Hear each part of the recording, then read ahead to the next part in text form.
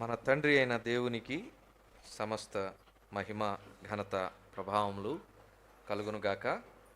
ప్రభునందు ప్రియమైన వారలారా, మరి సమయంలో దేవుని వాక్య ధ్యానమును మనం కొనసాగిద్దాం. నిన్న ప్రారంభించాం, ఈరోజు దాన్ని కొనసాగిద్దాం. మార్కు సువార్తలో 11వ అధ్యాయం మొదటి 11 వచనాలు నేను చదువుతాను, దయచేసి జాగ్రత్తగా గమనించండి. మార్కు 11, 1 నుంచి 11 వచనాలు.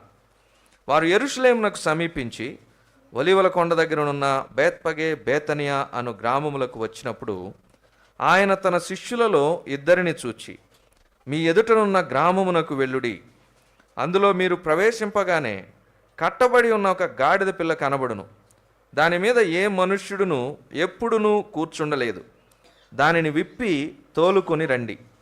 ఎవడైనను మీరెందుకు ఇలాగు చేయుచున్నారని మిమ్మల్ని అడిగిన ఎడల అది ప్రభువునకు కావలసి ఉన్నదని చెప్పుడి.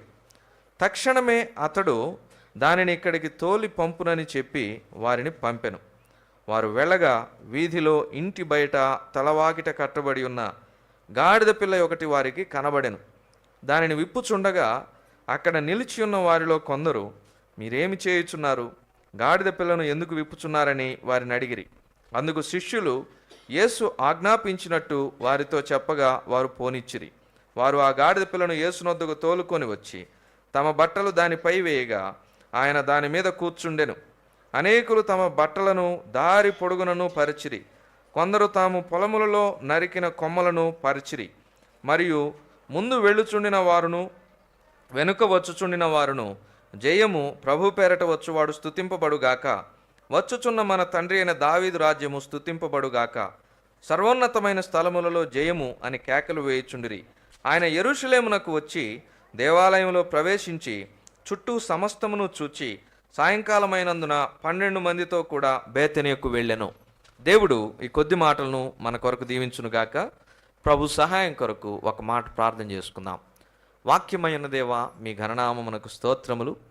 ఇంతవరకు ఆరాధనలో మీరు చక్కగా నడిపించిన విధానం బట్టి మిమ్మల్ని స్తుతిస్తున్నాం. ఈ సమయంలో మీ వాక్యము ధ్యానం చేయుటకు మీ పాదముల చెంతకు వచ్చి ఉన్నాం. మా ప్రభా, మా అందరితో మీరు మాట్లాడండి. ఏ హృదయమునకు ఏ మాటలు అవసరమో ఆ మాటలను దయచేయండి. మీ పక్షముగా నిలబడిన మీ దాసుడు ఒట్టివాడు, అజ్ఞాని పిరికివాడు, మీ సిలువు చాటును మరుగుపరిచి మీ నోటిబూరగా వినియోగించుకొని ఒట్టి మాటలు, వ్యర్థమైన మాటలు, కల్పనా కథలు కలిపి చెరిపే బోధన తేక సత్యవాక్యమును వాక్యముగా వివరించుటకు అవసరమైన ఆత్మ నడిపింపును దయచేయమని మా రక్షకుడైన యేసుక్రీస్తు వారి అతి పరిశుద్ధమైన నామంలో ఈ మనవులను ప్రార్థించి బ్రతిమలాడి అడిగి వేడుకొంచున్నాము తండ్రి, ఆమేన్.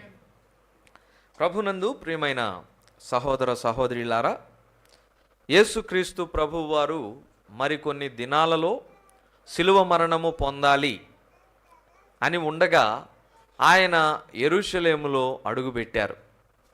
యెరూషలేములో ఒక ఆదివారమున ప్రభువు అడుగుపెట్టారు.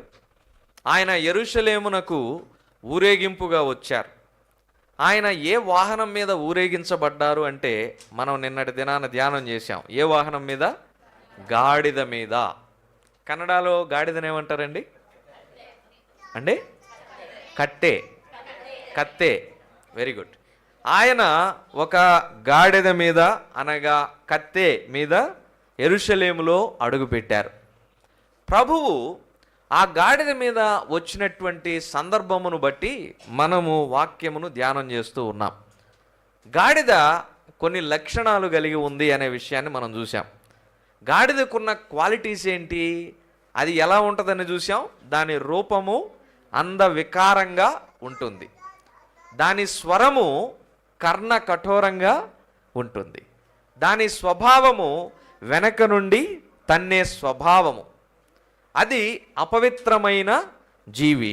ఆ తర్వాత 5వది, దాన్ని దేని కొరకు వాడతారని చూసాం, బరువులను మోయడానికి వాడతారు. ఇలాంటి గాడిద ప్రభువు దగ్గరికి తీసుకొని రాబడిన తర్వాత కట్టెలు ఉండాల్సిన దాని వీపు పైన ఏం వేశారు? బట్టలు వేశారు. బట్టల పైన ఎవరు కూర్చున్నాడు? ప్రభువైన యేసుక్రీస్తు వారు కూర్చున్నారు. ఆ తర్వాత గాడిద స్వరం వింటే రాళ్లతో కొడతారు. అలాంటి గాడిద నడుచుకుంటూ వస్తుంటే ఏం చేశారంట? జయధ్వానాలు, స్తుతి గానాలు, దారి పొడవునా బట్టలు పరిచారు, పొలములో నరికిన కొమ్మలను పరిచారు. ప్రభువుని మోసుకుంటూ ఆ గాడిద ఎక్కడ అడుగుపెట్టింది చెప్పండి? చెప్పాలా? ఎక్కడ అడుగుపెట్టింది? యెరూషలేములో అడుగుపెట్టింది. వాస్తవానికి దేవుని ఆలయంలో అడుగుపెట్టేటటువంటి అర్హత ఏ జంతువులకు దేవుడు ఇచ్చాడంటే, ఏవైతే బలి అర్పించడానికి యోగ్యమైన పశువులు ఉన్నాయో ఆ జంతువులకే ఇచ్చాడు. అందులో భాగంగా గొర్రెలు ప్రత్యక్ష గుడారం యొక్క ద్వారం దగ్గరికి తీసుకొని రావచ్చు, మేకలు దేవాలయం యొక్క ద్వారం దగ్గరికి తీసుకొని రావచ్చు, గోవులలోనిది కావచ్చు ద్వారం దగ్గరికి తీసుకొని రావచ్చు, ఆ తర్వాత పావురములు, ఆ తర్వాత తెల్ల గువ్వలు, ఇవన్నీ కూడా తీసుకొని వచ్చి బలిగా అర్పించవచ్చు. కానీ గాడిదను మాత్రం తీసుకొని వచ్చి ఏం అర్పించకూడదు? బలిగా అర్పించకూడదు. అందుకే ఆదికాండం 22:5 కూడా మనం జ్ఞాపకం చేసుకున్నాం. అబ్రహాం చెప్పాడు పనివారితోటి ఏమని? మీరును ఈ గాడిదను ఇక్కడే నిలిచి ఉండండి, నేను నా కుమారుడైన ఇస్సాకు వెళ్ళి బలిని అర్పించి వస్తాం. వీటికి తోడు గాడిదకు ఇంకొక లక్షణం ఉంది కదండి. 32వ కీర్తన 9లో జ్ఞాపకం చేసుకున్నాం. గాడిదకి ఏమి లేదంట? బుద్ధి జ్ఞానం లేదు. అందుకే ఎవరినైనా తిట్టేటప్పుడు ఏమని తిడతారు చెప్పండి? గాడిద అని తిడతారు. అలాంటి గాడిదను ప్రభువు కోరుకున్నాడమ్మా. ఆ గాడిదకు ఒక క్వాలిటీ ఉందని చూసాం. అది ఎలాంటి గాడిదని చూసాం మనం? కట్టబడి ఉన్న గాడిద. ఎందుకు కట్టబడాలి అనే విషయం కూడా మనం చూసాం. ప్రభువు దగ్గరకు అది రావాలంటే అది ఎలా ఉండాలంట? కట్టబడి ఉండాలి. కట్టబడి ఉండాలి. కట్టబడకపోతే ప్రభు దగ్గరికి తీసుకొని రాబడదు. విశ్వాసి కూడా దేవుని వాక్యమునకు కట్టబడి ఉండాలి, దేవుని వాక్యముతో ముడివేయబడి ఉండాలి. అప్పుడు ప్రభు దగ్గరికి తీసుకొని రాబడతాడు.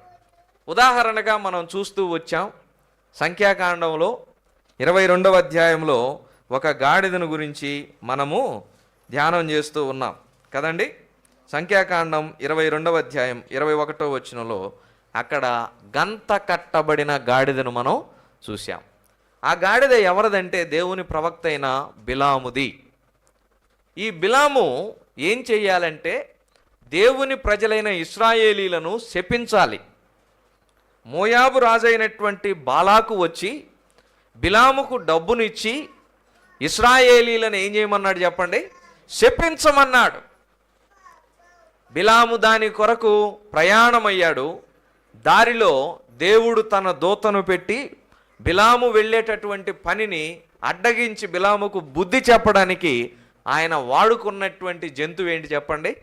గాడిద. Very good. ఆ గాడిదను గురించి నిన్నటి దినాన మనం ఒక్క మాట ధ్యానం చేశాం. ఏంటి చెప్పండి? ఆ గాడిద ఏం చేసింది? త్రోవను విడిచిపెట్టింది కదండి. ఏం చేసింది? త్రోవను విడిచిపెట్టి. ఏం త్రోవ అది అనే విషయంలో మనం 3 విషయాలు జ్ఞాపకం చేసుకున్నాం. ఏం త్రోవ అది? ఒక్కసారి చెప్తారు ఎవరైనా? ఆ త్రోవలో ఏముంది? తప్పు త్రోవ అది. ఏం త్రోవ అంటే అది? తప్పు త్రోవ. ఎక్కడ చూసాం ఆ మాట? ఒక మాట చూద్దాం. చూడండి, పేతురు రాసినటువంటి 2వ పత్రిక 2వ అధ్యాయం ఒక మాట మనం జ్ఞాపకం చేసుకుంటూ ముందుకెళ్ళిపోదాం. తీసారా? చదవండినా.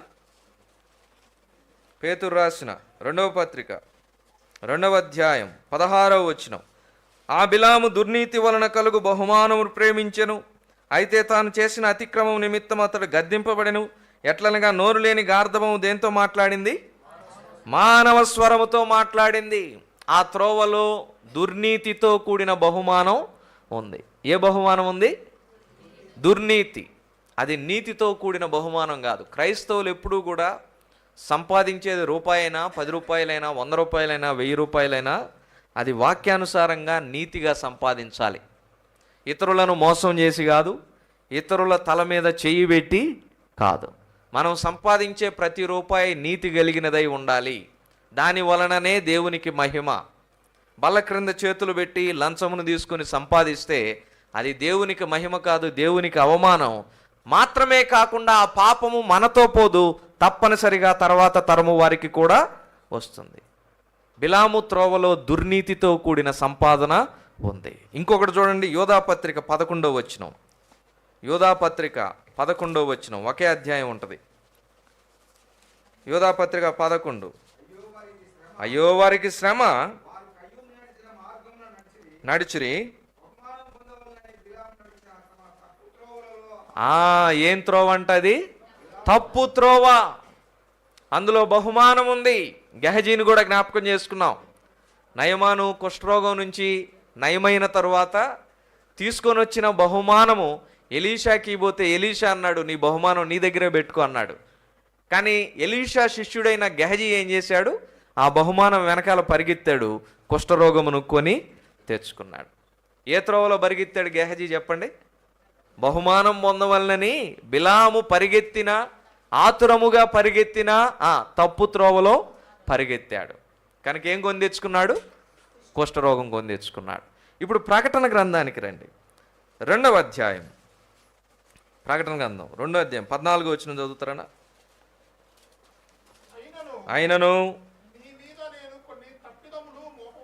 మోపవలసి ఉన్నది అవేవనగా విగ్రహములకు బలి ఇచ్చిన వాటిని తినునట్లును జారత్వము చేయనట్లును ఇశ్రాయేలీయులకు ఉరియొడ్డుమని బాలాకునకు నేర్పిన బిలాము బోధన అనుసరించి వారు నీలో ఉన్నారు. అమ్మా జాగ్రత్తగా వినండి. ఇశ్రాయేలీయులకు ఉరియొడ్డాలని బాలాకునకు నేర్పించిన బిలాము బోధ. ఇశ్రాయేలీలు ఎవరు? సహోదరులు, తోటివారు, మన పొరుగువారు, కుటుంబ సభ్యులు. వీరికి కీడు చేయాలి, వీరికి మనం చెడు తలుపెట్టాలి, వీరి గురించి లేని మాటలు, అబద్ధ సాక్ష్యములు చెప్పాలి. ఇలాంటి మాటలు నేర్పించేవారు, బోధలు నేర్పించేవారు ఎవరైతే ఉంటారో ఆ త్రోవలో నుండి మనం ఏం చేయాలి చెప్పండి? గాడిద వలె చెప్పాలా? ఏం చేయాలా? విడిచిపెట్టేయాలి. ఆ త్రోవలో ఉండకూడదు. ఆ త్రోవంతా కూడా ప్రక్క వారికి చెడు చేయడమే, కీడు చేయడమే. మన తోటి సహోదరులైన, సంఘస్థులైన, క్రీస్తు రక్తములో విమోచించబడిన మనందరం కూడా సమానమే. అయినా కొంతమంది ఏం చేస్తారో తెలుసా? తోటి సహోదరుల గురించే చెడుగా చెప్తారు. కానీ పైకి మాత్రం వారంతా మంచిగా ఉన్నట్లు ఎవరో ఉండరు. కానీ వెనుక మాత్రం చేసే పనులు ఇలాంటివి. ఇలాంటి బోధల నుండి, ఇలాంటి తప్పు త్రోవల నుండి మనం ఏం చేయాలా? ఆ గాడిద వలె విడిచిపెట్టి ప్రక్కకొచ్చేయాలా. ఈ విషయాలను మనం జ్ఞాపకం చేసుకుంటూ ఒక్క మాట చదువుకున్నాం. సామెతలు 1:15లో నా కుమారుడా, పాపులు నిన్ను ప్రేరేపించగా ఒప్పకము అని చెబుతూ ఒక శ్రేష్టమైన మాట అక్కడ ఉంది. ఏంటి చెప్పండి? నీవు వారి మార్గమున పోకుము. ఎక్కడ నడవద్దన్నాడు? వారి త్రోవల యందు నడవకుండా నీ పాదములను వెనుకకు తీసుకొను. అమ్మా జాగ్రత్త. పాపులు ప్రేరేపించే మార్గములో పోవద్దు. అవిధేయులు ప్రేరేపించే మార్గములో పోవద్దు. అపవిత్రమైనటువంటి మార్గంలో పోవద్దు. తప్పు త్రోవలో పోవద్దు. ఏదో బహుమానం వస్తుందని, ఏదో లాభం వస్తుందని, ఏవో పదవులు ఇస్తారని, ఏవో గుర్తింపు ఉందని, ఏదో సన్మానం ఉందని, ఏదో మెప్పు ఉందని ఆ తప్పు త్రోవలో నడిచావో బిలాము వలె నీవు కూడా దేవుని యొక్క దూత చేత గద్దించబడతావు, హెచ్చరించబడతావు. గాడిదకు కనిపించాడు దేవుని దూత, కానీ దేవుని ప్రవక్త అయిన బిలాముకు కనిపించలేదు. ఎందుకు చెప్పండి? గాడిద ఏ త్రోవలో నుండి తొలగిపోయిందంట? బిలాము నడిచిన తప్పు త్రోవ, బిలాము నడిచినటువంటి దుర్నీతితో కూడిన బహుమానం ఉన్నటువంటి తప్పు త్రోవ, ఆ తర్వాత బిలాము ఇశ్రాయేలీలకు ఉరివడ్డవలనని బాలాకునకు నేర్పించినటువంటి తప్పు త్రోవ. ఈ 3 విషయాలను జ్ఞాపకం చేసుకున్నాం. ఈ 3 త్రోవల్లో నుండి మనం ఏం చేయాలా? ప్రక్కకి తొలగిపోవాలి. అమ్మ తొలుగుతూ ఉన్నారా? ఈ రోజుల్లో దుర్బోధలు ఎక్కువైపోయినాయి కదండి. 2 పేతురు 2వ అధ్యాయం 1వ వచనంలో అబద్ధ ప్రవక్తలు ఉన్నారంట. టీవీల్లో, వాట్సాప్లో, యూట్యూబ్లో పెద్ద పెద్ద మందిరములు, మెగా మందిరాలు, స్పెషల్ ఎఫెక్ట్స్ తోటి దేవుని యొక్క పరిచర్య చేయుచున్నప్పటికీ కూడా అనేక బోధలు ఉన్నాయి. అవి కలిపి చెరిపే బోధలుగా ఉన్నాయి, అబద్ధ బోధలుగా ఉన్నాయి, తప్పు బోధలుగా ఉన్నాయి. సత్యమును సత్యముగా, వాక్యమును వాక్యముగా ప్రకటించేటటువంటి బోధకుల దగ్గరకు మనం వెళ్ళాలి, వారిని మనం అనుసరించాలి. కానీ తప్పు త్రోవలో నుండి గాడిద వలె ఏం చేయాలి? పక్కకి తొలగిపోవాలి. ఈ పాఠాన్ని నేర్చుకున్నాం. ఈరోజు ఆ గాడిద చేసినటువంటి మరొక పనిని జ్ఞాపకం చేసుకుందాం. చదువుకుందాం. చూడండి, సంఖ్యాకాండం 22వ అధ్యాయములోనే, సంఖ్యాకాండం 22:23లో ఒక మాట ఉంటుంది, చదువుతున్నాను. యెహోవా దూత ఖడ్గము దూసి చేత పట్టుకొని త్రోవలో నిలిచి ఉండుట ఆ గాడిద చూచెను గనుక అది త్రోవను విడిచి తర్వాత ఏం చేసిందన్న? అందరు చెప్పాలి ఈ మాట. చెప్పాలి మరలా చెప్పాలి, జాగ్రత్తగా చదువుతాను, మీరే పూర్తి చేయండి. యెహోవా దూత ఖడ్గము దూసి చేత పట్టుకొని త్రోవలో నిలిచి ఉండుట గాడిద చూచెను గనక అది త్రోవను విడిచి ఎక్కడికి వెళ్ళింది? ఎక్కడికి వెళ్ళిందంట? పొలములోనికి వెళ్ళింది. అడవిలోనికి కాదు, ఎడారిలోనికి కాదు, ఏదో ఒక వీధిలోనికి కాదు, ప్రక్కవారి ఇంటిలోనికి కాదు, వేరొక చోటికి కాదు, తనకు మనసుకు వచ్చినటువంటి మార్గమునకు కాదు. అది ఎక్కడికి వెళ్ళింది చెప్పండి? చెప్పాలి, ఎక్కడికి వెళ్ళింది? పొలములోనికి. ఇది చాలా శ్రేష్టమైన మాట. పొలము దేనికి సాదృశ్యమో చెప్పాలి? సంఘానికి సాదృశ్యం. పొలము దేనికి సాదృశ్యం అండి? పరమగీతాలు 2:1 నేను షారోను పొలములో పూసిన, చెప్పాలా, పూసిన పొలములో పూసినటువంటి పువ్వు, పొలములో పూసినటువంటి పువ్వు. పొలము జీవము కలిగిన దేవుని సంఘానికి సాదృశ్యం. నిజమే కదా? మన తండ్రి ఎవరై ఉన్నారంట? చెప్పాలా, మన తండ్రి ఎవరు? వ్యవసాయకుడు. ఆయన వ్యవసాయము మనమే.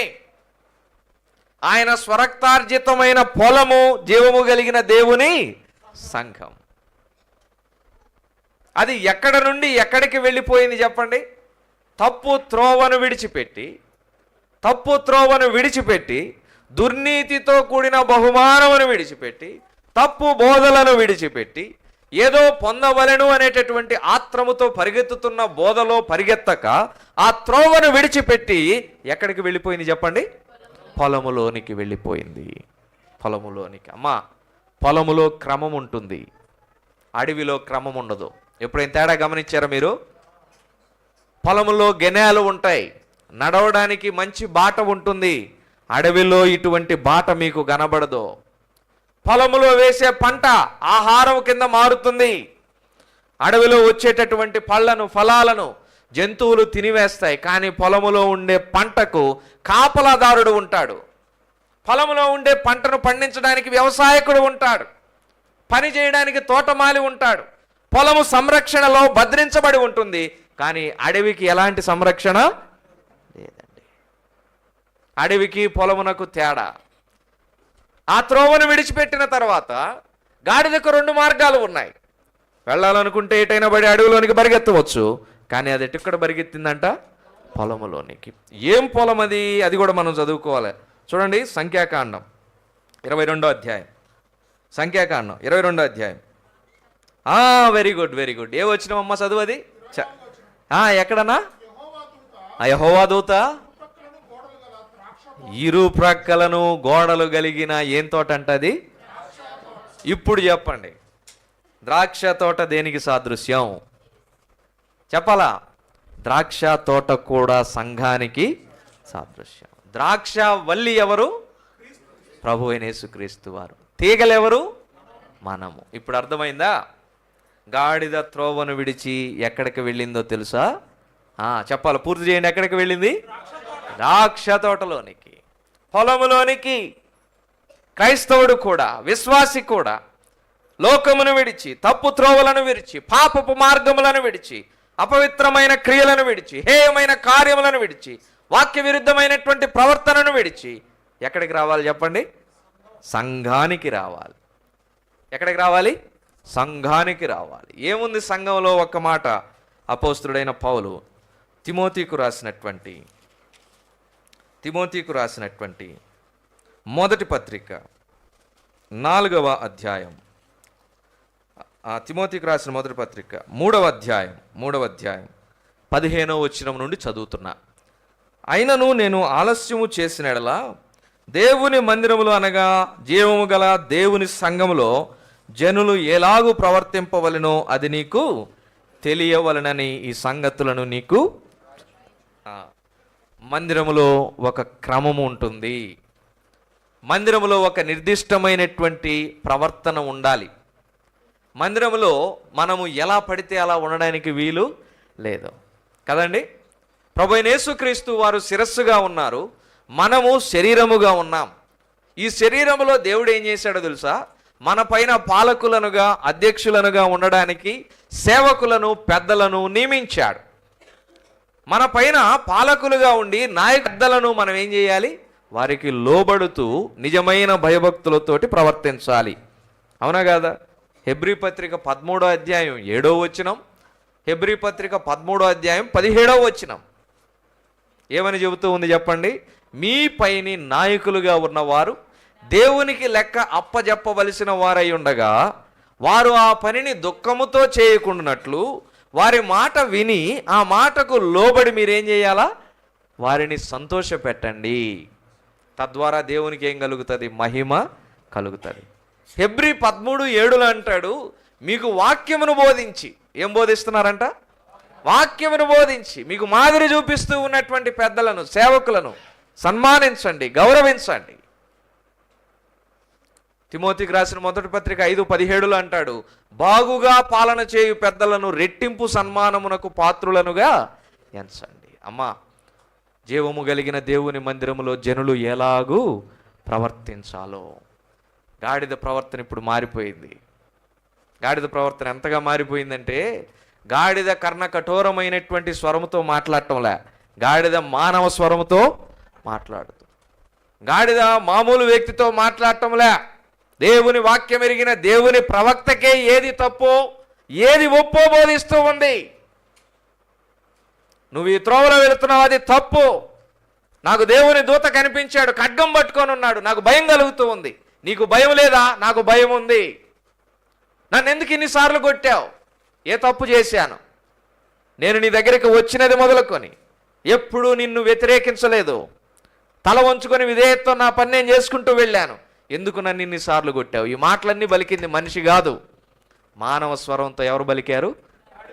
గాడిదకి ఏమి లేదు. 32వ కీర్తన 9వ చరణంలో బుద్ధి జ్ఞానము. దేవుని ప్రవక్తకు బుద్ధి జ్ఞానం ఉంటుందా లేదా? చెప్పరే, ఉంటుందా ఉండదా?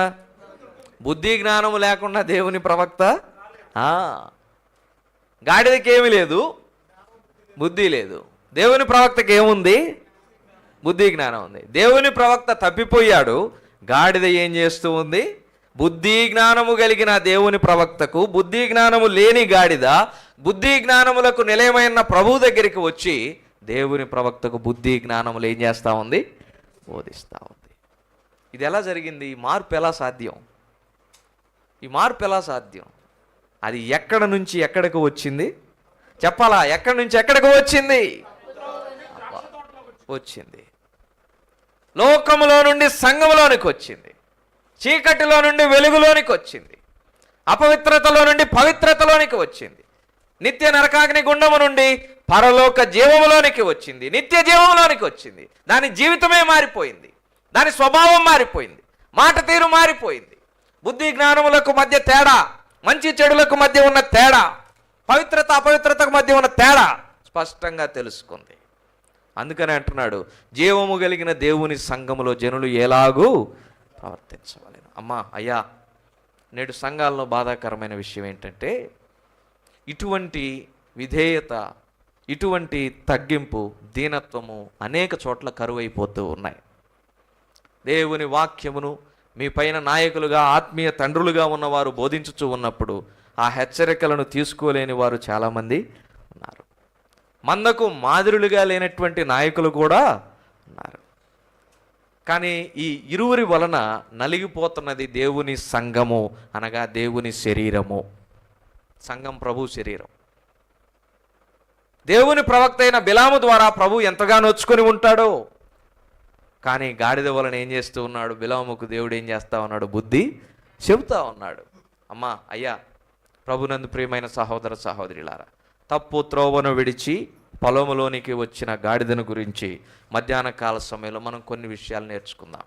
ఎందుకు పొలంలోనికి వచ్చిందండి? ఎందుకు పొలంలోనికి వచ్చింది? ఎందుకు పొలంలోనికి వచ్చింది? ఏదైనా ఉంటేనే వస్తుంది కదండి. ఊరికి వెళ్తుందా పొలానికి? చెప్పరే, ఏనా ఊరికి వెళ్తుందా? పొలంలో ఏముంటే అది పరిగెత్తుకొని వెళ్ళింది.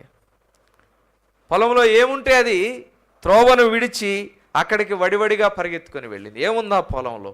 కొన్ని విషయాలను జ్ఞాపకం చేసుకుందాం. చూద్దాం, చూడండి, ఒక్కొక్కటిగా చదవండి అన్న, కొంచెం తీసిన వాళ్ళు త్వరగా. నెంబర్ 1, ఆదికాండము 24వ అధ్యాయం 63వ వచనం తీసిన వారు చదువుతారా? సాయంకాలమున ఇస్సాకు పొలములో ధ్యానింప బయలు వెళ్ళి. అమ్మా, ఈ మాట చాలా ముఖ్యం. బైబిల్ తీసి జాగ్రత్తగా చూడండి. ఏం చేయడానికి వెళ్ళాడు ఇస్సాకు? పొలంలో ధ్యానింప. చెప్పాలి, పొలంలో ఏముంది? చెప్పాలి, ఏముంది? ధ్యానం ఉంది. చెప్పరే, గట్టిగా చెప్పరే. పొలంలో ఏముంది? జయకుమార్ అన్న సంఘం అంతా ప్రయాసపడి ఏం ఏర్పాటు చేశారు? భోజనాలు ఏర్పాటు చేశారు కదా. మంచిగా భోజనాలు ఉన్నాయి కాబట్టి మనం బలంగా చెప్పాలి. చెప్పాల, పొలములో ఏముంది? పొలంలో ఏముంది? ధ్యానం ఉంది. జీవము కలిగిన దేవుని వాక్య ధ్యానం ఉంది పొలంలో. అసత్యములో నుండి సత్యంలోనికి నడిపించే దేవుని వాక్యం ఉంది పొలములో. ఇస్సాకు తల్లిని కోల్పోయాడు, దుఃఖములో ఉన్నాడు, శోకములో ఉన్నాడు, ఒంటరి వాడుగా ఉన్నాడు. అబ్రహాము భార్య లేనివాడుగా, ఇస్సాకు తల్లి లేనివాడుగా ఉండగా, ఆ ఇంటిలో, ఆ గుడారములో యజమానురాలు లేనటువంటి లోపము స్పష్టంగా కనిపిస్తూ ఉండగా, ఇస్సాకు ఒకటి మానల. పొలానికి వెళ్ళడం మానల, పొలములో ధ్యానము మానల. చిన్న నలతొస్తే చాలు మందిరాలు మానేసేవాళ్ళు చాలామంది ఉన్నారు. కొంచెం దూరం పెరిగితే చాలు మందిరము మానేసేవాళ్ళు చాలామంది ఉన్నారు. ఇంటికి బంధువులు వస్తే మందిరమును మానేస్తారు. చిన్న నలత వస్తే మందిరమునకు మానేస్తారు. వాక్యం చెబుతూ ఉంది, నీ ఇంటికి వచ్చిన బంధువులతో కూడా నువ్వు పస్కా పండుగను ఆచరించాలి. పరదేశులు వచ్చినా కూడా నువ్వు పస్కా పండుగను ఆచరించాలి. పస్కా పండుగ ఆరాధన. ఇంటికి బంధువులు వస్తే చెప్పి తీసుకొని రా, ఇంట్లో కూర్చోబెట్టద్దు. వాళ్ళకి నచ్చిన వండి పెట్టి నువ్వు మందిరం మానడమే కాకుండా వాళ్ళ చేత కూడా మందిరం మానిపించవద్దు. పొలంలోనికి నీవు వస్తూ ఉన్నావంటే నీతో కూడా నలుగురిని తీసుకొని రా. ఏదో ఇబ్బంది వచ్చింది, తల్లి చనిపోయిందని, భార్య చనిపోయిందని ఇస్సాకు పొలమునకు వెళ్ళడం మానలేదు, ధ్యానము చేయడము మానలేదు. ఎంతమంది ప్రతిరోజు దేవుని వాక్యాన్ని ధ్యానం చేస్తున్నారు? మూసి ఉంచిన బైబిలు మందిరములో మూస్తే మరలా తిరిగి మందిరానికి వస్తే తెరిచేటటువంటి విశ్వాసులు ఎంతోమంది ఉన్నారు. ఎంత బాధమ్మా. బైబిల్ ఉండేది మందిరంలో మూసి మందిరంలో తెరవడానికా? బైబిల్ ఉండేది వాక్యం అందించేటటువంటి వారు చెబుతూ ఉండగా అప్పుడు మాత్రమే తీసి అప్పుడు మాత్రమే మూయడానికా? తల్లి చనిపోయిన ఇస్సాకు పొలమునకు వెళ్ళడము, మందిరమునకు వెళ్ళడము మానకూడదు. దేవుని వాక్యమును ధ్యానము చేయడం మానకూడదు. కొంతమంది యవనస్తులు చెబుతారు, అన్నా నాకు మనసు బాగలేదన్నా, మార్కులు సరిగ్గా రాలేదు, ఏం వెళ్దామనిపిస్తుందన్నా మందిరానికి. ఇంకొక అడుగు ముందుకేస్తే, అన్నా ప్రేమలో విఫలమయ్యానన్నా, మందిరానికి వెళ్ళబుద్ధి కావట్లేదన్నా, మనసేం బాగలేదన్నా. భోజనం మానేస్తున్నావా? నిద్ర మానేస్తున్నావా? స్నానం మానేస్తున్నావా? బయట తిరిగేది మానేస్తున్నావా? వ్యక్తిగత పనులు మానేస్తున్నావా? వ్యాపారమును మానేస్తున్నావా? ఇవేమీ మానవు, కానీ మందిరమును మాత్రం ఏం చేస్తాం? మానేస్తాం. ఇస్సాకు మానలేదు.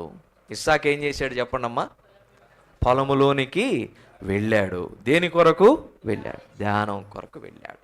పొలములో ధ్యానం ఉంది, సమృద్ధి అయిన వాక్యం ఉంది, పొలములో వాక్యం ఉంది. గాడిద పొలములోనికి వెళ్ళింది. అబ్బా, బుద్ధి జ్ఞానము లేని గాడిద, అపవిత్రమైన గాడిద, వెనక నుండి తన్నే స్వభావము కలిగిన గాడిద, అంద వికారమైన గాడిద, కన్న కఠోరమైన స్వరము కలిగిన గాడిద త్రోవ తప్పి ఆ త్రోవను విడిచి సంఘములోనికి వచ్చి ఏమి చేస్తూ ఉంది చెప్పండి? మనమే ఆ గాడిదలో. ఏం చేయాలి మనం చెప్పండి? పొలంలోనికి వచ్చి ఏం చేయాలి? వాక్య ధ్యానం చేయాలి. మన సంఘం పేరేంటన్నా? బెరయా సంఘం. అపోస్తుల కార్యాల్లో ఒక సంఘం ఉంది. ఏం సంఘం అది? చెప్పరే, ఒక మాట చూద్దాం చూడండి. అపోస్తుల కార్యాల గ్రంథం 17:11. అపోస్తుల కార్యాలు 17:11. గతంలో కూడా జ్ఞాపకం చేశాను, మరలా జ్ఞాపకం చేస్తున్నా. 17-11 చదవండి అన్న. వీరు తెస్సలోనికలో ఉన్న వారి కంటే తెస్సలోనికలో ఉన్న వారి కంటే ఘనులై ఉండిరి గనుక ఆసక్తితో వాక్యం అంగీకరించి పౌలును శీలయును చెప్పిన సంగతులు అలాగూ ఉన్నవో లేవో అని ప్రతి దినము లేఖనములు పరిశోధించుచూ వచ్చిరి. ప్రతి దినము ధ్యానము చేస్తున్నారు. పొలములో ఖాళీగా ఉండడం లేదు. పొలానికి వచ్చి నిద్రపోయి వెళ్ళడం లేదు. పొలములో నిద్రపోయే వాడి పొలమును చూస్తే ఆ పొలమంతా దొలగొండ్లు, ముండ్ల కంపలు. మందిరమునకు వచ్చేది నిద్రపోవడానికి కాదు, ధ్యానము చేయడానికి, దేవునితో సహవాసము చేయడానికి, వాక్యపు లోతులోనికి వెళ్ళడానికి, ప్రవర్తనను సరిచేసుకోవడానికి, లోపములను సవరించుకోవడానికి, దేవుని చేత హెచ్చరించబడటానికి, వాక్యమునకు విధేయులము కావడానికి, ఆత్మీయతను పెంచుకోవడానికి, ఆత్మలో వృద్ధి పొందడానికి పొలమునకు వచ్చి పొలములో ధ్యానము చేయొచ్చు. బెరయా సంఘస్థులు ఒక పని చేస్తూ ఉన్నారు. శాలేము రాజన్నో, జయకుమార్ అన్నో మరొక సహోదరులు వాక్యం చెప్పి వెళ్ళిపోతే కేవలం ఆ మాటలు పుస్తకాల్లో రాసుకుంటే ఆ మూసిన పుస్తకాలు మరలా మందిరానికి వచ్చినప్పుడే తెరిసేటట్లుగా వారు లేరు. ఇంటికి వెళ్ళాక చెప్పిన సంగతులు అలాగున్నవో లేవో. ఎప్పుడైనా ఆలోచన చేశారమ్మా? ఖచ్చితంగా ఏ కూడిక జరిగినా, స్త్రీల కూడిక జరిగినా సరే, నేను మా అమ్మగారిని అడుగుతా, ఈరోజు వాక్యంలో ఏం చెప్పారు, అంశం ఏంటి, వాక్యం ఎవరు చెప్పారు, అంశం ఏంటి, ఏం చెప్పారు. ఖచ్చితంగా మా అమ్మగారు ఏం చేస్తారు, విని వచ్చి వివరిస్తారు. నేనే కాదు, మా చిన్నత్తమ్మనైనా అడుగుతాను, సహోదరి మా భార్యనైనా అడుగుతాను, మా చెల్లిని కూడా అడుగుతాను. ఈరోజు ఏం చెప్పారు, అంశం ఏంటి, ఎవరు చెప్పారు, ఎలా చెప్పారు, ఖచ్చితంగా తెలుసుకోవాలి. అలాగున్నవో లేదో, ఆ సంగతులు అలాగున్నవో లేదో, ఆసక్తితో వాక్యమును ధ్యానం చేయండి. పొలమునకు వచ్చి కూర్చొని అలా వెళ్ళిపోవడానికి కాదు, పొలములో భోజనాలు పెడుతున్నారు అని చెప్పి వచ్చి తిని వెళ్ళడానికి కాదు. మనము వాక్య ధ్యానము కొరకు మందిరానికి రావాలమ్మా. ఎందుకో తెలుసా? ఇస్సాకు తల్లి చనిపోయి ఉంటే పొలములో ధ్యానం చేసిన తర్వాత ఆ ధ్యానములో ఉన్న ఇస్సాకును వెతుక్కుంటూ ఎవరు వచ్చారో తెలుసా? రిబ్కా వచ్చింది. రిబ్కా వచ్చిన తర్వాత 67వ వచనంలో ఒక పని జరిగింది. ఆదికాండం 24వ అధ్యాయంలో ఏం జరిగిందో తెలుసా? ఇస్సాకు రిబ్కాను తన తల్లి అయిన శారా గుడారములోనికి తీసుకొని వెళ్ళాడు. ఆ తర్వాత చివర్లో రాస్తాడు, ఇస్సాకు తన తల్లి విషయమై ఏం పొందాడంట? జాగ్రత్తగా అలా ఏం పొందాడంట? దుఃఖ నివారణ. వాక్య ధ్యానము చేసేవాడికి లోకములో బాధలు ఎన్నైనా ఉండని, నీ వాక్యమే నన్ను బ్రతికించి ఉన్నది, నా బాధలలో ఇదే నాకు నెమ్మది. 119వ కీర్తన 50వ చరణం. వాక్య ధ్యానమును మానబాకండి. ఈరోజు నుంచైనా ప్రారంభించండి. నాకు చదువు లేదు, నేను 10th ఫెయిల్ అంటారా? 5వ తరగతి ఫెయిల్ అయిన దైవ సేవకులు 94 పుస్తకాలు వ్యాఖ్యానాలుగా రాశారు. మన బ్రదర్ అండ్ అసెంబ్లీ సంఘాలకు సంబంధించిన పూర్వీకులలో బలమైన సేవకుల్లో ఒకరైన జి రాజారావు గారు. ఆయన వ్యాఖ్యానం లేని పట్టణంలో ఉన్నటువంటి గ్రంథశాల లేదండి. బెంగళూరుకు వచ్చి అక్కడ లైబ్రరీకి వెళ్తే ఆయన పుస్తకాలు ఉన్నాయి. ఆయన చదువు ఎంత? 5వ తరగతి. తెలుగును అర్థం చేసుకోలేరా? ఒక చిన్న ఉదాహరణ. మా స్థానిక సంఘంలో ఒక ఆంటీ గారు ఉన్నారు, పెద్దవారు. రాయడము చదవడము 2 రాదు. ప్రభువుకి ప్రార్థన చేసింది, ప్రభువా బైబుల్ మాత్రమే చదవగలిగిన జ్ఞానం ఇవ్వు అని. ఏం చదివే జ్ఞానం అంట? బైబుల్ మాత్రమే చదవగలుగుతారు ఆవిడ. న్యూస్ పేపర్లు తీసినా చదవలేరు, ఇంకేమైనా పుస్తకాలు తీసినా చదవలేరు, అర్థం కాదు. బైబుల్ మాత్రమే చదవగలుగుతారు ఆవిడ. ఎన్ని పర్యాయములు మా అమ్మ సాక్ష్యం చెప్పిందో ఆమె గురించి, ఎన్ని పర్యాయములు చెప్పిందో చూడండి. దేవుని వాక్యమును మనకు ఆయన బహుమానంగా ఇచ్చాడు, ఈవిగా ఇచ్చాడు. ఒక సేవకుడు అంటాడు, ప్రతి సంవత్సరం అంట కొత్త బైబిల్ కొనాలంట. కేవలం కొత్త బైబిల్ కొనడానికి కాదు, ఇప్పుడు ఈ సంవత్సరం మీరు కొన్నారంటే అది పాతదయ్యేలాగా ఈ సంవత్సరం అంతా మీరు చదివేయాలా, చదివేసి దాన్ని జీర్ణించుకోవాలి, జీవితంలో ఆచరించి అప్పుడు నలుగురికి మీరు సువార్త ప్రకటించాలి. ఇది పూర్తయిపోయిన తర్వాత కొత్త సంవత్సరం ఇంకో కొత్త బైబిలు. అలాగా వాక్య ధ్యానములో మీరు ఆసక్తి కలిగి ఉండాలి. ఇస్సాకు ధ్యానము చేశాడు, తల్లిపోయిన దుఃఖం ఏమైపోయింది? ఇప్పుడు తొలగిపోయింది. నీ వాక్యము నన్ను బ్రతికించి ఉన్నది, నా బాధలలో ఇదే నాకు నెమ్మది. అమ్మా, భార్య వలన బాధల, భర్త వలన బాధల, పిల్లల వలన బాధల, సమాజంలో బాధల, ఉద్యోగంలో బాధల, వ్యాపారంలో బాధల, జీవితంలో బాధల. వాక్యము దగ్గర కూర్చో, ఆయన గడప దగ్గర కూర్చో, ఆయన పొలంలోనికి రా, ధ్యానము చేయి. నీ ప్రతి విధమైన శోకము నుండి దేవుని వాక్యములో నుండి దేవుడు ఆదరణ ఇవ్వకపోతే అప్పుడు అడుగు. ఎంతమంది అండి కన్నీళ్లు రాలిపోతూ ఈ పరిశుద్ధ గ్రంథాన్ని తడుపుతూ ఉంటే వాక్యమును చదవడం ప్రారంభించి ఆ బైబిల్ను మూసేసేసరికి ఆ దుఃఖ వస్త్రములు కాస్త ఉల్లాస వస్త్రములుగా మారిపోయినాయి. వాక్య ధ్యానం చేయండి అమ్మా. చదువు రాదు అనవద్దు, ఓపిక లేదు అనవద్దు, ఆరోగ్యము సహకరించడం లేదు అనవద్దు, కంటి చూపు సహకరించడం లేదు అనవద్దు. వాక్యమును ధ్యానం చేయండి. దేవుడు అనుగ్రహించిన అద్భుతమైన అమూల్య గ్రంథం ఇది. ఆ వాక్య ధ్యానం ఉన్న పొలంలోనికి ఏ జీవి వెళ్ళింది చెప్పరే? గాడిద వెళ్ళింది. అబ్బా, ఎంత ధన్యురాలు. ఆ తర్వాత రెండవ మాట చదువుకుందాం చూడండి. పొలంలో ఏముంది? సమూయేలు మొదటి గ్రంథం 20వ అధ్యాయం 11వ వచనం ఒక మాట చదవండి అన్న. 1 సమూయేలు 20:11. అందుకు యోనాతాను పొలములోనికి వెళ్ళుదము రమ్మనగా ఇద్దరును పొలంలోనికి పోయిరి. అమ్మ జాగ్రత్తగా వినాలి. పొలంలోనికి ఎంతమంది వెళ్ళారు? ఇద్దరు. వాళ్ళ పేర్లు ఏంటో తెలుసా? యోనాతాను, దావీదు. పొలములోనికి ఎవరు వెళ్ళారు? మరలా చెప్పాలా? యోనాతాను, దావీదు. ఎలా వెళ్ళారో తెలుసా? ఇద్దరు కూడి పొలములోనికి వెళ్ళారు. ఎలా వెళ్ళారు చెప్పండి? ఇద్దరు కూడి పొలములోనికి వెళ్ళారు. రెండవది, పొలములో సహవాసము ఉంది. దావీదు యోనాతానులు ప్రాణ స్నేహితులండి. ఎలాంటి స్నేహితులంట? ప్రాణ స్నేహితులు. వారిద్దరూ కూడి ఎక్కడికి వెళ్ళారంట? పొలములోనికి వెళ్ళారు. అమ్మా అయ్యా, పొలములో సహవాసం ఉంది. ఒకటి ధ్యానము, రెండవది సహవాసం. మన సహవాసం ఎవరితో ఉంది అనే విషయాన్ని మనం తర్వాత చూద్దాం. కానీ మన సహవాసము దుష్టులతో మాత్రం ఉండకూడదు. అది ఉందంటే మంచి నడవడిని ఏం చేస్తుంది? అది చెరిపేస్తుంది. అందుకనే అక్కడ కూడా గాడిదనే వాడతారు పెద్దోళ్ళు సామెత చెబుతూ. కూసే ఏం చేస్తుందంట? చెడగొడతా ఉంది. జాగ్రత్త. కూసే గాడిద వచ్చి మేసే గాడిదలు సంఘములో చేరి వాక్య ధ్యానంలో, భక్తిలో, ప్రార్థనలో ఉన్నటువంటి వారు, దేవుని సహవాసంలో ఉన్నవారు. బయట నుంచి ఒక గాడిద కూస్తా ఉంది. అది మందిరంలో లేదు, లోకములో ఉంది. ఆ గాడిద ఏం చేస్తూ ఉంది? మేసే గాడిదని ఏం చేస్తూ ఉంది? చెడగొడతా ఉంది. అలాంటి సహవాసం వద్దమ్మా. మన సహవాసం ఎవరితో ఉండాలి, ఎలా ఉండాలి? కొన్ని మాటలు క్లుప్తంగా చదువుకొని ముందుకెళ్దాం.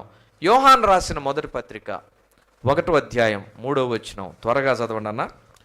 మాతో కూడా మీకును సహవాసము కలుగునట్లు మేము చూచిన దానిని వినిన దానిని మీకు తెలియజేయుచున్నాం. మన సహవాసమైతే తండ్రితో కూడాను ఆయన కుమారుడైన యేసుక్రీస్తుతో కూడాను ఉన్నది. అబ్బా, మన సహవాసము దేవునితో ఉండాలి. ఇది మొదటి విషయం. మన సహవాసం ఎవరితో ఉండాలి చెప్పండి? దేవునితో ఉండాలి. ప్రతి క్షణము దేవునితో ప్రయాణించండి. నిద్ర లేస్తానే దేవుని స్తుతించండి. ఆయన నామ సంకీర్తన చేయండి.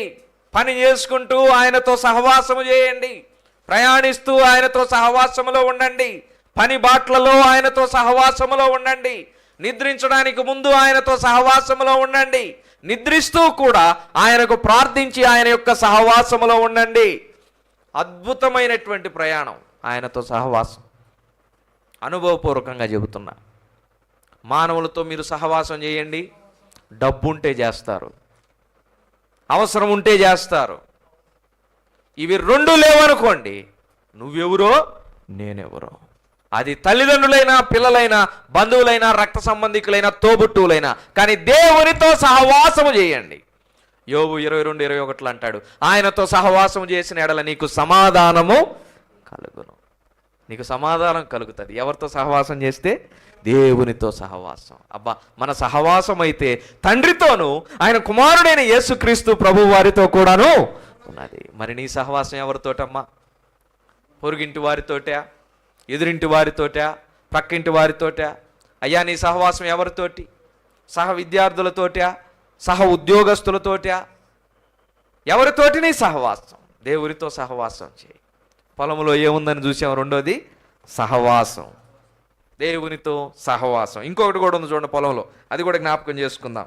అపోస్తుల కార్యాలు 2:42, ఒక మాట చదవండి. 2:42. వీరు అపోస్తుల బోధ యందును, అపోస్తుల బోధ యందును, సహవాసమందును, రొట్టె విరుచుట యందును, ప్రార్థన చేయుట యందును ఎడతెగక ఉండిరి. అబ్బా, సహవాసంలో ఎడతెగకూడదు. కొంతమంది ఈ క్రిస్మస్కి వస్తే వచ్చే క్రిస్మస్లో కనిపిస్తారు. వీళ్ళని క్రిస్మస్ క్రైస్తవులు అంటారు అనమాట. ఏమంటారు వీళ్ళని? చెప్పాలి, ఏమంటారు వీళ్ళని? ఆ ఒక్కరోజు వెళ్ళిపోతే ఏదో ఆశీర్వాదాలు వచ్చేస్తాయని వీళ్ళ నమ్మకం. క్రిస్మస్ క్రైస్తవులు. ఇంకొక బ్యాచ్ ఉంటుంది, ఈ ఆదివారం వస్తే మరలా ఆదివారం వీళ్ళ దర్శనం. వీళ్ళని ఆదివారపు క్రైస్తవులు అంటారు. ఏమంటారు వీళ్ళని? మధ్యలో క్రమకూడికలు ఉంటాయి కనబడంగా, బైబిల్ స్టడీ ఉంటుంది కనబడంగా, విజ్ఞాపనం ఉంటుంది అసలు కనబడంగా, ఉపవాసాలు అస్సలు కనబడం. ఇంకొక బ్యాచ్ ఉంటుంది, వీళ్ళు కేవలం ప్రత్యేక కూడికలప్పుడు మాత్రమే ప్రత్యేకంగా వస్తారు. స్పెషల్ మీటింగ్స్కి వచ్చే స్పెషల్ పర్సన్స్ అన్నమాట వీళ్ళు, స్పెషల్ బిలీవర్స్. స్పెషల్ మీటింగ్స్కి వచ్చే స్పెషల్ బిలీవర్స్ వీళ్ళు. ఉద్యోగ కోటాలప్పుడు వచ్చి హడావిడి చేసేసి, అన్నం వడ్డిచ్చేసి, నీళ్లు పోసేసి, పరిచర్య అంతా మేమే చేసేస్తున్నాం, సంఘం అంతా మా భుజాల మీదే మోస్తున్నాం, ఈ అభిప్రాయం కలిగించేసి ఆ తర్వాత పరిగిస్తారు. ఇక మరలా కనబడేది మరలా స్పెషల్ మీటింగ్లప్పుడు. ప్రభునందు ప్రియమైన వారలారా, సహవాసంలో ఎడతెగకూడదు. వీలైనంత ఎక్కువ సహవాసం చేయాలి.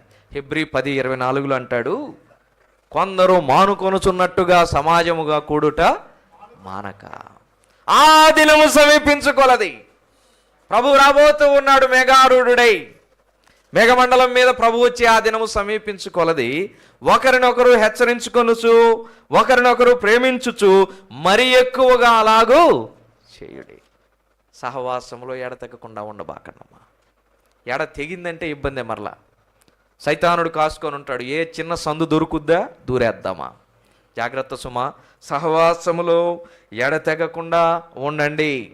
దేవునితో, తండ్రి అయిన దేవునితో, కుమారుడైన యేసుక్రీస్తు వారితో సహవాసములో ఉండండి. ఆ తర్వాత చెబుతూ ఉన్నాడు ఇంకొన్ని మాటలు చూడన్న. అపోస్తుల కార్యాలు 12:12. అపోస్తుల కార్యాలు 12:12 చదువుతారా? ఇట్లో ఆలోచించుకొని అతడు మార్కు అను మారు పేరు గల యోహాను తల్లి అయిన మరి ఇంటికి వచ్చెను. అక్కడ అనేకులు కూడి ఏం చేస్తున్నారంట? ప్రార్థన చేయుచుండిరి. నెంబర్ 3, ప్రార్థనా సహవాసం. దావీదు యోనాతానులు కూడి పొలములోనికి వెళ్ళారు. అపోస్తుల కార్యాలు 12:12లో కొంతమంది కూడుకుంటున్నారు. దేని కొరకు కూడుకుంటున్నారంట? ప్రార్థన చేయడానికి. మన జీవితాలను, కుటుంబాలను బాగు చేసేది ప్రార్థన. ప్రార్థనా కూడికలకు మానకుండా రండి. ఆదివారం ఉన్నంత జనాభా ప్రార్థనా కోటాల్లో ఉండట్లేదు. ఎందుకంటారు? మార్పు దేవునిలో వచ్చిందా, మనలో వచ్చిందా? దేవునిలో రాదు. ఆయన నిన్న, నేడు, రేపు ఏకరీతిగా ఉన్నవాడు. వాక్యంలో మార్పు వచ్చిందా, మనలో వచ్చిందా? ఆకాశమును భూమిను గతించును కానీ నా మాటలు ఇది మారదు. మార్పు ఎవరిలో వచ్చింది? మనలో. కనుక ప్రార్థన సహవాస కూడికను మాత్రం మీరు ఎప్పుడు విడిచిపెట్టబాకండి. ప్రార్థనకు కూడిరండి, ప్రార్థన సహవాసమునకు కూడిరండి. యోహాను తల్లి అయిన మరియ ఇంట్లో వారందరూ కూడి ప్రార్థన చేయగా పేతురు సంకెళ్ళు ఏమైపోయినాయి? చెరసాల్లో ఉన్న పేతురు ఎలాగొచ్చాడు? మూసి ఉంచిన తలుపు అలాగే ఉంది. పేతురు చెరసాల్లో నుండి ఏం చేశాడు? బయటకు వచ్చాడు. తలుపు తడుతూ ఉన్నాడు, తలుపు తీయండి. ఇటువంటి రొదే అని ఒక చిన్నది పరిగెత్తుకొని వచ్చి ఏం చేసింది? తలుపు తీసింది. ఎదురుగుండా పేతురును చూసి వాళ్ళందరూ ఏం చేశారు? ఆశ్చర్యపోయారు. అమ్మా, ప్రార్థన సాధ్యమైన కార్యములను సాధ్యం చేసి చూపిస్తుంది. కాబట్టి ప్రార్థనకు కూడి రండి. చివరి మాట చూసుకొని ముగించుకుందాం, ఇప్పటికే 5 నిమిషాలు ఎక్కువైంది. ఆదికాండం 22:6 ఈ ఒక్క మాట చూసుకొని ఈ సెషన్ ముగించుకుందాం. దహనబలికి కట్టెలు తీసుకొని తన కుమారుడు ఇస్సాకు మీద పెట్టి తన చేతితో నిప్పును కత్తిని పట్టుకొని పోయెను. వారిద్దరు కూడి వెళుచుండగా, వారిద్దరు ఏం చేస్తున్నారు చెప్పండి? కూడి వెళుచు. దేని కొరకు కూడి వెళుతున్నారు? బలిని అర్పించడానికి. బలిని అర్పించుట అనగా ఏ అనుభవం అది? ఆరాధన అనుభవం. ఇద్దరు కూడి దేనికి వెళ్ళాలి చెప్పరే? ఇద్దరు కూడి దేనికి వెళ్ళాలి? ఆరాధించడానికి వెళ్ళాలి. ఇద్దరు కూడి కుటుంబములను కూల్చడానికి కాదు, సంఘములను చీల్చడానికి కాదు. ఇద్దరు కూడి ప్రభువుని ఆరాధించడానికి, ఇద్దరు కూడి దేవుని నామమున ప్రార్థించడానికి, ఇద్దరు కూడి దేవునితో సహవాసము చేయడానికి. అందుకే దేవుని వాక్యం చెబుతూ ఉంది, ఎలయనగా ఇద్దరు ముగ్గురు ఏ నామమున? అన్ని నామముల కంటేను పైనామమైన యేసుక్రీస్తు ప్రభు వారి నామమున కూడి ఉన్న చోట ఏం చేస్తానన్నాడు? వారి మధ్యన. ఇప్పుడు చెప్పాలి, పొలములో ఎవరున్నారు? ఇదే ప్రశ్న. ఈ సెషన్కి ఇదే ప్రశ్న. వారిద్దరూ కూడి పొలంలోనికి వెళ్ళారు, దావీదు యోనాతానులు. ఇద్దరు ముగ్గురు కూడిన నామమున ఎక్కడ ప్రార్థన చేస్తారో వారి మధ్యన ఎవరుంటానన్నాడు? ఇప్పుడు పొలంలో ఎవరున్నారు చెప్పాలి? ఎవరున్నారు? గాడిద ఎవరి దగ్గరికి వెళ్ళింది? అది దేవుని చిత్తమైతే 3వ సెషన్ కొనసాగిద్దాం. దేవుడి కొద్ది మాటలు మన కొరకు దీవించును గాక.